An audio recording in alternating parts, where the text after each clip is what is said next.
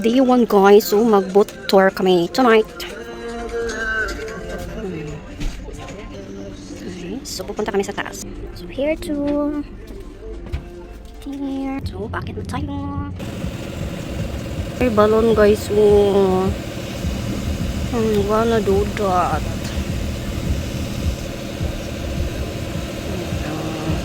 That's worth to visit over there. Nice. People.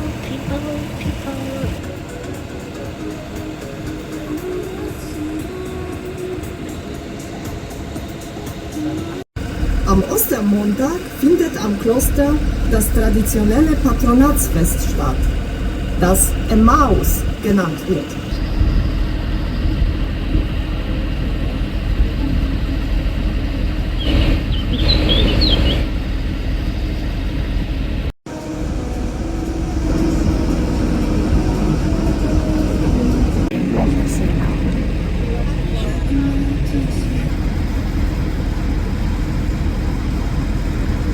On the return journey, one can see defensive walls and later modern fortifications, as well as the Thieves' Tower and the Sandomier's Tower.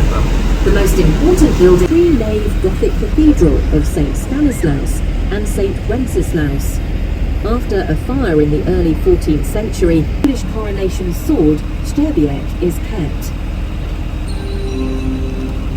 Auf der Rückfahrt ist die Schuh erinnert daran, dass die Glocken Macie, Nova und Gaworek, die sie beherbergt, aus Erz und Silber gegossen wurden.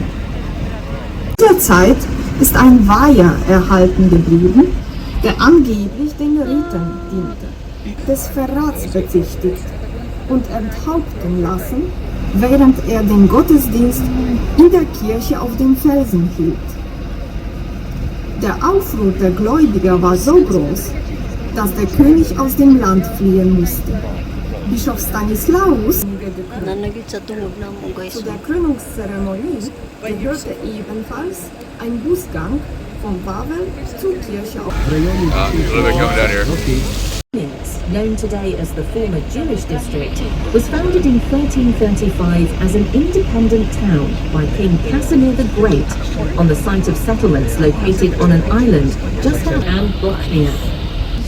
Als eine selbstständige Stadt auf dem Gebiet einer Siedlung gegründet, die auf einer an die Krakauer Stadtmauer anliegenden Insel entstanden ist. Wurde Kaiunisch von den österreichischen Besatzern verwaltungstechnisch mit Krakau. So benannt.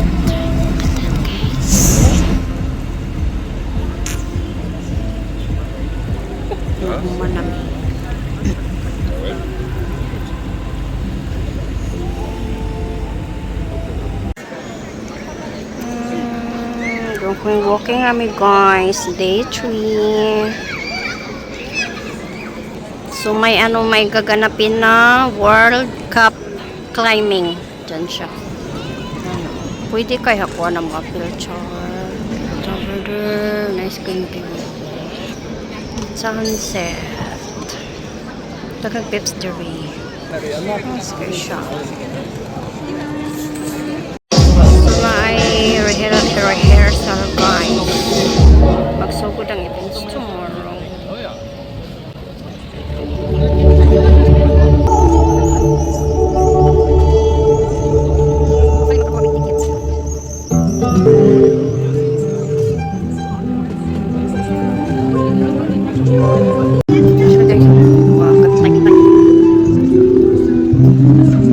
Rehearsal pa lang, rehearsal.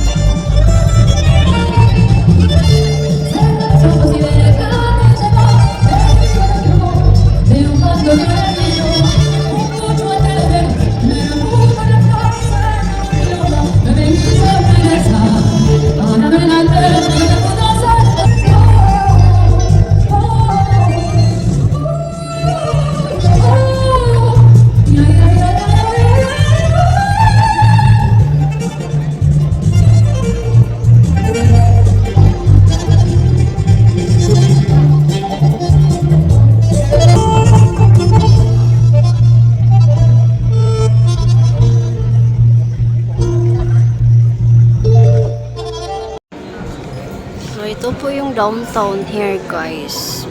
Busy. Dagan kayo o restaurant. Sige siya. Hangin nga lang. Tama na ang pandari. Dagang restaurant. Horse. Ay, kami anak. Mga building. Nag-shopping area.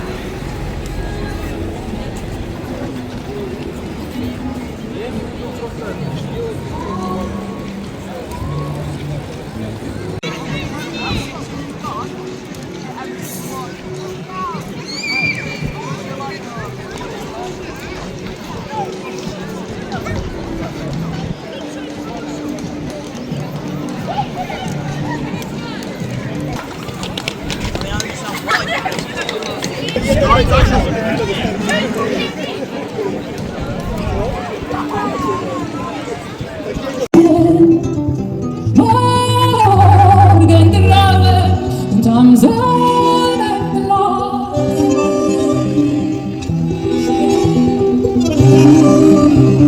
treffen wir wieder und wieder in ewigen Kreislauf. Der Herbst ist zufrieden.